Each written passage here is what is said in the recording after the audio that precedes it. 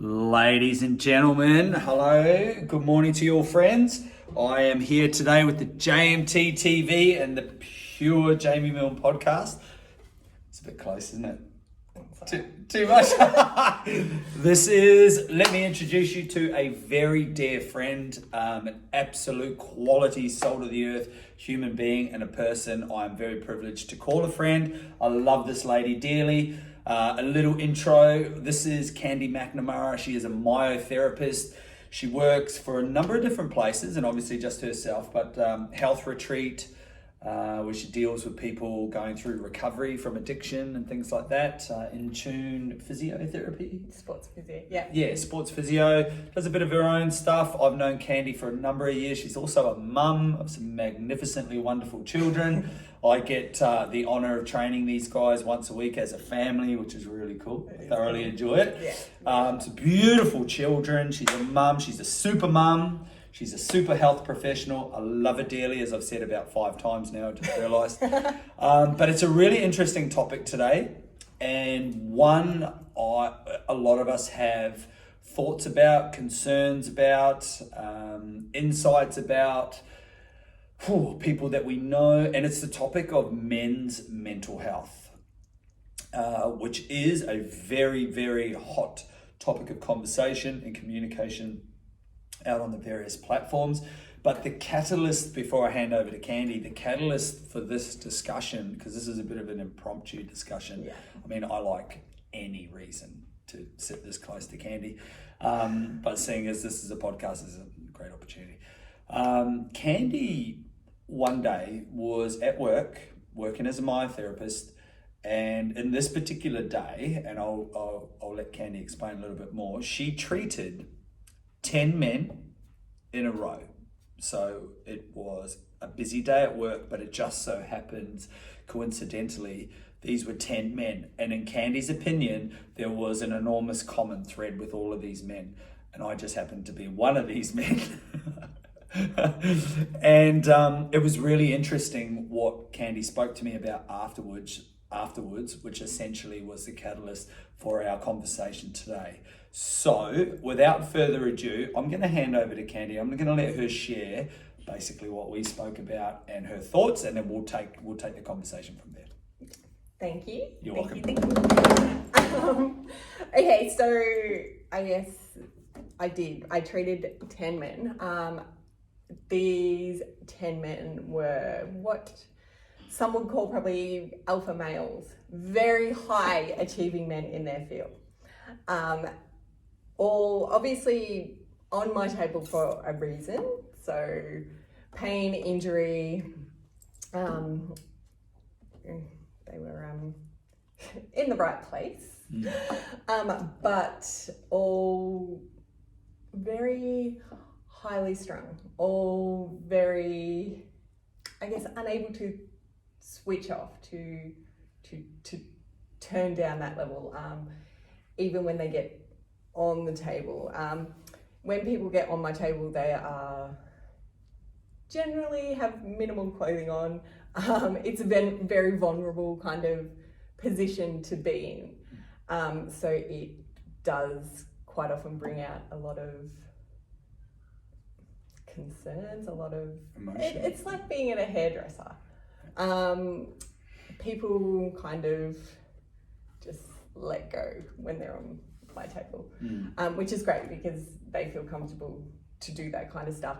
The thing that kind of resonated with me on that day was the common thread amongst these people. So the common thread of high achieving males that just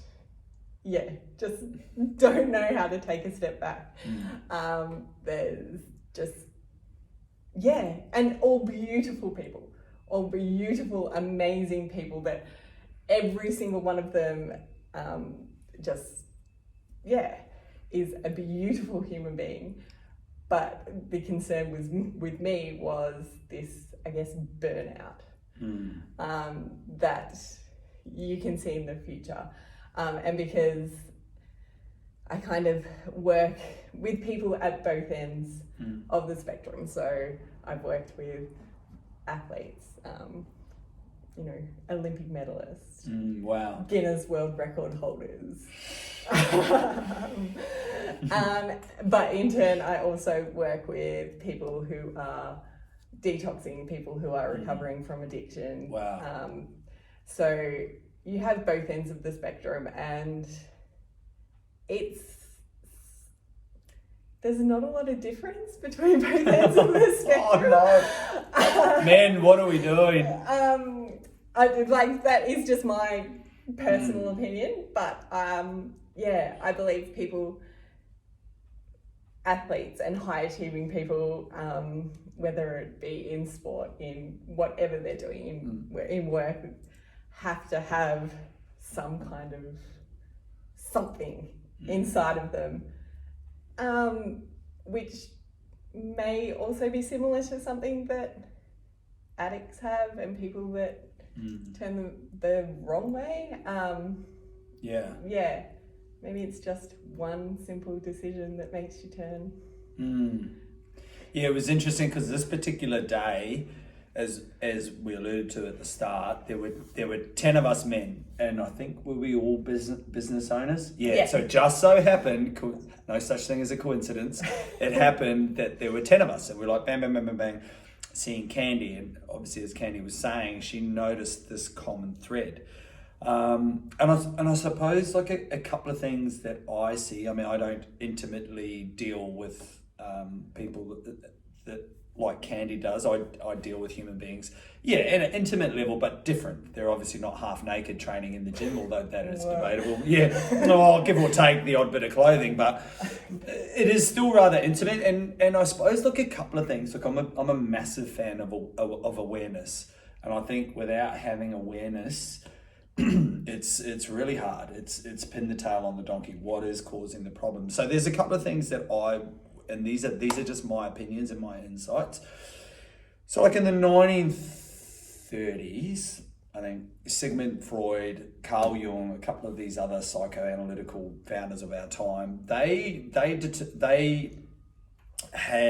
would describe a depressed person, right, as a depressed person was somebody that had an internal hate for themselves. They actually hated themselves. Nowadays, there's a different thought process or a different description or opinion of a depressed person. A depressed person is a stressed person. So I sit there and I think, okay, so all 10 of us blokes are potentially showing signs of being stressed. So then we think to ourselves, well, what is a stressed person? So a stressed person is a person that has way too many demands and not enough resources. And so when you find yourself in a situation, and I see this with people that come in the gym, and again, Candi would see this at a deeper level when men are feeling like, okay, this is a safe space. Candi is an elite professional. She's the only one I let fix my body up with all the crazy shit that I do. So I trust her with everything that you see here. And so do these guys. So like she said, they feel comfortable, vulnerable, and brave enough to share things, right? So if we go on the assumption that a stressed person is somebody that is experiencing way too many fucking demands, not enough resources, then we've got a problem. Then we've got something that is manifesting either psychologically or physically or both. What do you think about that? That waffle. Yeah, 100%. And I think we kind of live in this era where it is normal, if not an accolade, to go, oh my God, I worked 15 hours today, and then I came home, and and then you're running around with the kids, or it is just one thing on top of the other, on top of the other, on top of the other. A lot of people, it's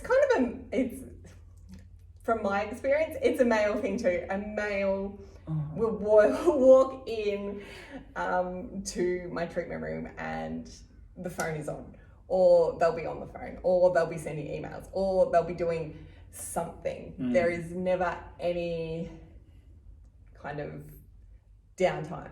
I've actually got a few clients who will walk in and I will say to them, put the phone down, turn the phone off. Like, you're not touching the phone. Come on. It's just this we're continuously bombarded with stresses. And that's creating this, we're in this fight or flight mode. Yeah, Constantly in this fight or flight mode.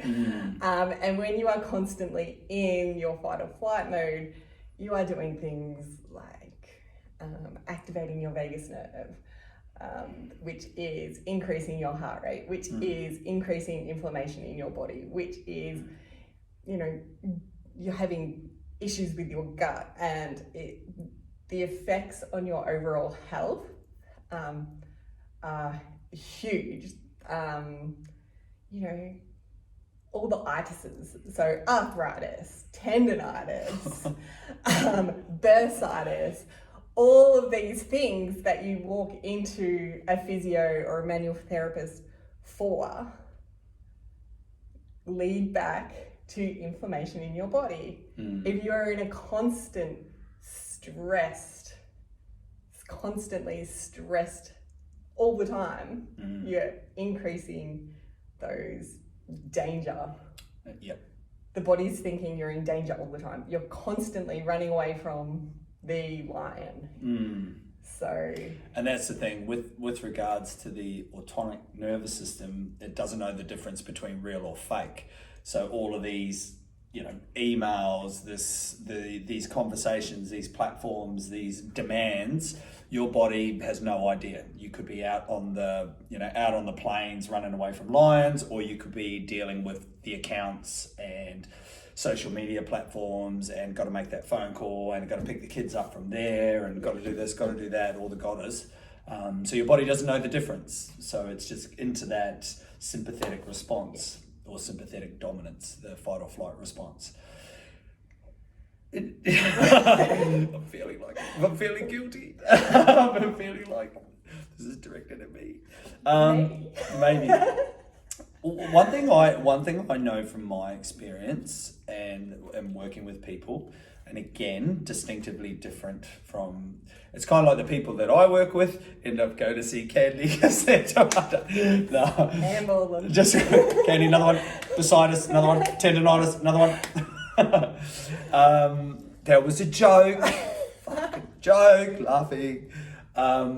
It's often what I see. So as working as a psychotherapist now, what I see, and I was thinking of a really cool, I love metaphors. I was thinking of a metaphor and it's really relevant here. And we are going to provide a solution too. I'm going to give some solutions to for men, because you can't have the problem without the solution. Yeah. There's got to be a solution. Yeah. Sometimes we don't know what the solution is, but that's where Candi and I are going to collaborate and see what we come up with. But before that, when people, it's like when we talk about too many demands, not enough resources, so that manifests, right? So that could manifest as all of the itises, can manifest as addiction or bad habits. The addiction, the bad habits, the itises are the icing on the cake. Okay, I'll say that again. The addiction, the bad habits, the itises, the whatever, the manifestation of the stress that men are experiencing is the icing on the cake. We've got to find out what the actual cake is. What is the cake? Because all this other stuff is the icing. That's the symptoms of something else. Yeah. And that I know is fact. So when a person comes to see me and they're like, I'm stressed off my head, I can't stop drinking, I'm stressed off my head, I find myself with a face full of fucking Magnums at night time with all Porto chicken, 2 sides and a bit of bread. If you find yourself with that, they're the symptoms. That's the icing on the cake. We want to find out what the cake is. Do you see that? Like, Yeah. would you say that? Like when you're dealing with people, so the tendonitis is a symptom of something else? Yeah, so male or female, if someone walks into my clinic and will say to me, okay, I've been diagnosed with bursitis of my shoulder, tendonitis, Achilles tendonitis, and plantar fasciitis. But they're not athletes, they're just a regular person. First thing I ask is what happened, and probably 75% of the time it'll be nothing. It just happened. So the first icing. What's the cake? Ask them, how are you sleeping? Wow. What are you eating? And these people will generally say, oh, I don't sleep well, or I've got a terrible diet, or I've got gut issues, or there's usually something else going on. Now that's not my expertise, but I know people with these expertise. I know some people. I like to look after people, not just muscles. So I will generally send these people off to see someone. Some of them I never see again, but I know that they've been to see a nutritionist or a dietitian, which has helped them with what they're eating. I know that they've been to see maybe a hypnotherapist or a psychologist or something that is helping them get to that underlying problem. I can help with the symptoms. I can help with the icing. Lovely little cream cheese frosting on your carrot cake. And for a lot of people, it is just telling them that, hey, you've got Crohn's and you've been diagnosed with Crohn's. You also have bursitis and tendinitis. Maybe there's a link there. They don't understand, they don't realize that. And it's like a light bulb moment. A lot of people will look at me and go, yeah.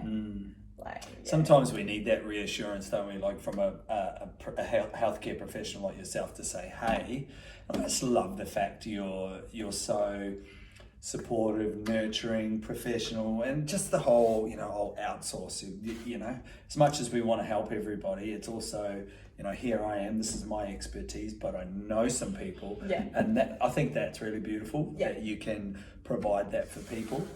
I think out of all, if you're listening to this podcast or watching the video, if what we're saying is triggering you and you're thinking yep, that's me, that whole, I've got too many demands, I'm a bloke, I'm juggling balls, I've got my work or business, I've got whatever, or a female, everybody's experiencing it. It was just so happened that it was all business owning, small business owners, men on this particular day. If you've got all those demands and you don't have enough resources, at the end of the day, again, this is my opinion, and as being a bloke, one of the most courageous, bravest, most vulnerable things I ever did, and I do, if I don't mind giving my little trumpet a little toot, I consider myself in that alpha male category. I really do. And one of the bravest, courageous, vulnerable things I ever did was admit my weaknesses and admit the chinks in my armor and admit, the voice even broke there. Easy! I'm not going to cry, which is okay if you do, but that was weird. I admitted my weaknesses. And upon doing that, I thought that was one of the most courageous things I ever did, because when I realized that I was an alcoholic, when I realized I exercised excessively, that was my icing on the cake. I had to find out, what fucking cake am I eating? What is this? Where is this coming from? And that was life-changing for me. And I found enormous strength in my weaknesses, basically, what I deemed as weaknesses.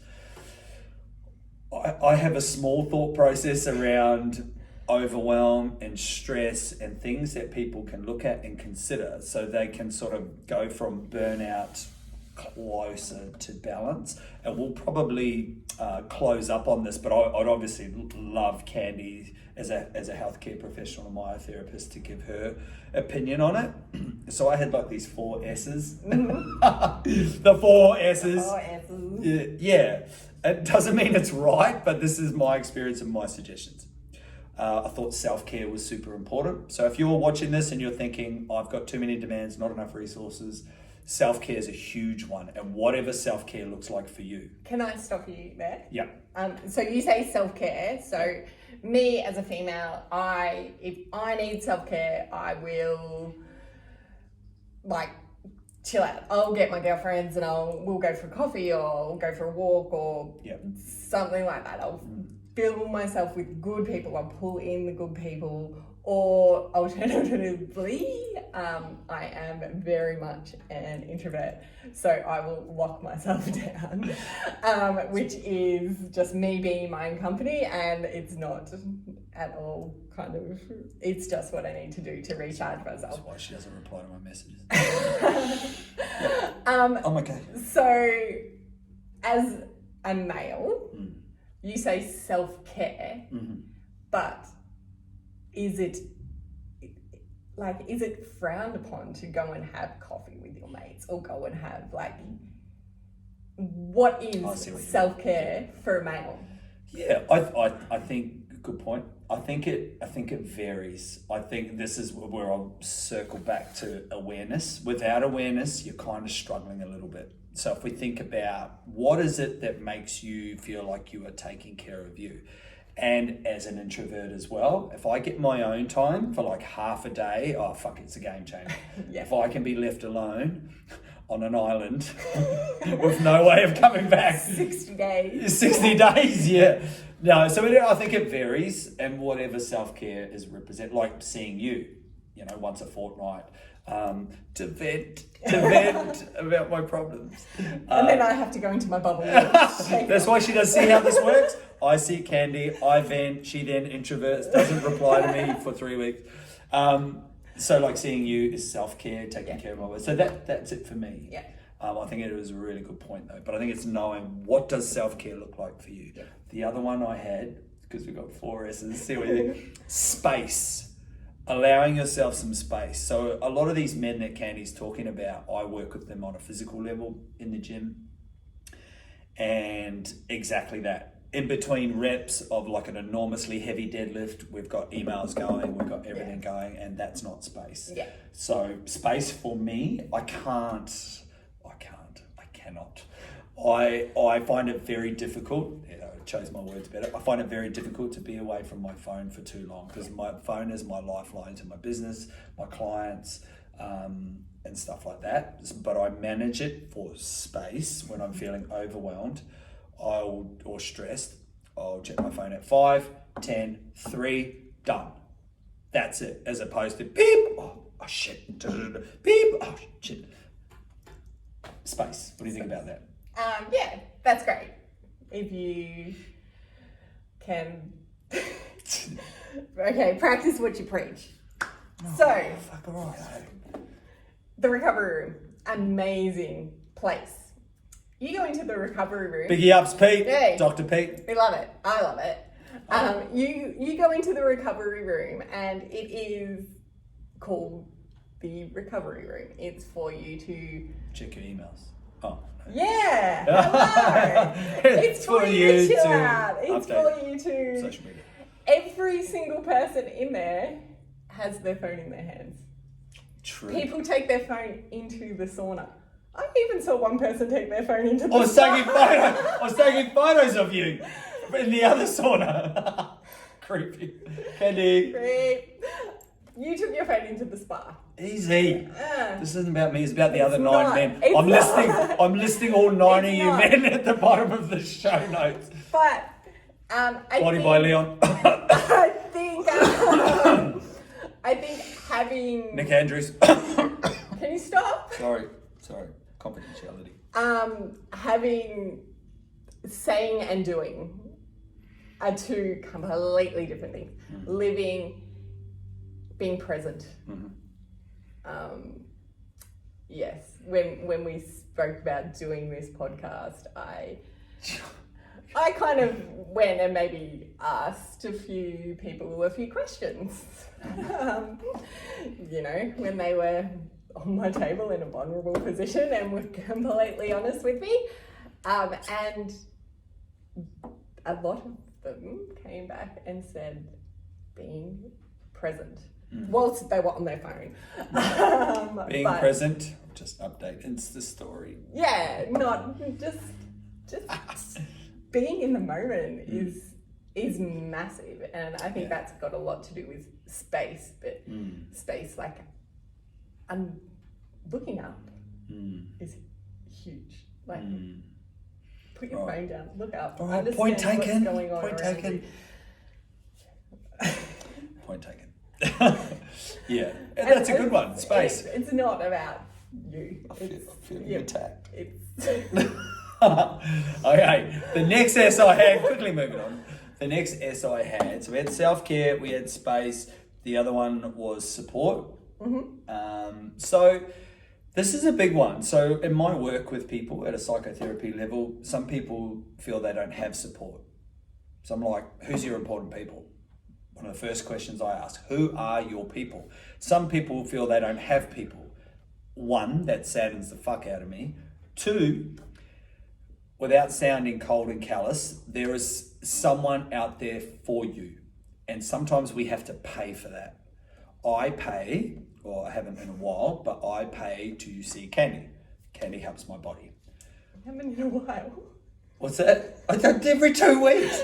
I also am a massive fan of specific, individualized mental health care support. I invest a lot of money in doing further learning and courses in that psychotherapy modality around that space, and I treat that as working through my own shit. Prior to that, I spent an enormous amount of money to work with psychologists because I'm a massive believer in that. So when we feel like we don't have anybody, one, you can pay for someone and they will listen, and they are Switzerland. They're not there to judge you, they're there to listen to you and to add guidance and support and nurturing to get you back to a happy, healthy life. Further to that, if you can't afford that, which is cool, they have mental health care plans in Australia, which are just incredible. They take the sting out of the financial investment. Even beyond that, if you still can't afford that, there is Lifeline, there are people, there are charities and people out there that will listen to you. So I don't want to sound harsh, there's no reason why you can't reach out. And even further to that, I know that sometimes when you're going through depression, when you're going through a stress state, when you're working through some kind of anxiety, it feels like you are alone. It feels like you are isolated. It feels like you are the only fucking person that is going through that. That this just happens to you because you are experiencing your world, and I get that. It takes one little moment of courage just to reach out, just once. Leap the fuck off the cliff, not literally, and your wings will open when you reach out. As soon as that person gets on the other end of the phone or the other end of a table or the other end of the chair or the other end of, getting some treatment, it is a much better outcome. Yeah. Support. Yeah. I went on and on a little bit there, but sorry. I think that's huge. And is that all right? I think what you said at the end was the big thing, like courage. Takes a fucking little bit, men. It's just a little bit. Yeah. So just drop the ego. Just. I lived ages ago. I think it would have met you. It's like gone. Be vulnerable. That was like 5 years ago. Yeah. See. Oh my god. I don't know. 5 years. I don't know. Still got some ego. We go with my ego. We go with my ego. Yeah. Anyway, drop the ego. I guess it's not a weakness to show that vulnerability. I've got a 12-year-old son, and who's a champion, by the way. And he is the most sensitive soul that I've ever met in my life, and I worry about him in ways that will be frowned upon. But I believe that is one of his greatest assets. And now I'm gonna cry. So I think having that and being able to let go of that persona, let go of the suit, let go of the uniform, and just just be open and vulnerable and Beautiful. Yeah. ask for help if you need it. Like, there's people out there that will help. And as I was saying before, it's it's taken me a while to arrive at this destination, but I know for a fact what I used to think was strength. You know, I grew up in a really hard town and was bullied, and it was, you know, survival of not the fittest, it was survival of the fucking strongest. You needed to know how to look after yourself. And there was a time when I didn't, and I fucking hated it. And I measured strength off physical capability. Like, can you fight your way out of an unsavory environment? Whereas now I know without a shadow of doubt that that is not the case. In my opinion, there is an enormous amount of strength in, one, accepting and identifying your weaknesses, so then you can work on those things, and having that awareness. So men don't, just like Candi said, just drop the ego just for a moment, even if it's for one moment in time, so you can reach out and talk to somebody.